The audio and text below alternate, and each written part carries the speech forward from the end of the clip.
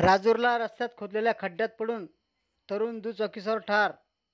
राजूरजवळ पथदिवे बसण्यासाठी रस्त्याच्या मधोमध खोदलेल्या खड्ड्यात पडून दुचाकीस्वार तरुण ठार झाल्याची घटना शुक्रवार रात्री 11 वाजेच्या सुमारास घडली. कंटकदाराच्या हलगर्जीपणामुळे तरुणाचा बळी गेल्याचे नातेवाईकांनी संताप व्यक्त केला आहे. सचिन सुभाष राऊत वय 28 असे मृत झालेल्याचे नाव आहे. राजूर येथील सचिन सुभाष राऊत हा बीड येथे एका खाजगी बँकेत कामाला होता. शुक्रवारी तो गावाकडे येत होता. दुपारी भावाला फोन करून मी गावाकडे येत असल्याची माहिती त्याने दिली होती.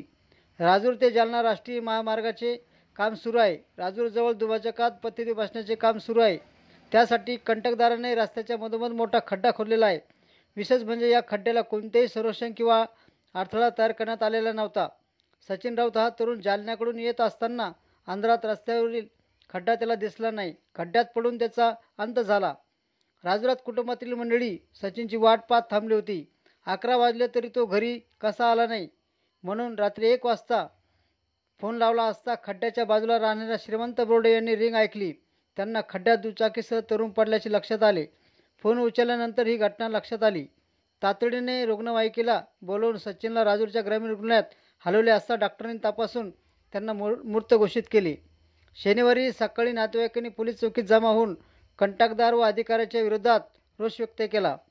कंटकदाराने खड्ड्याला अडथळे लावले असते तर सचिनचा जीव वाचला असता असा सूर निघत आहे. सचिनच्या पश्चात आई, पत्नी व 1 वर्षाची मुलगी, भाऊ असा परिवार आहे. धन्यवाद.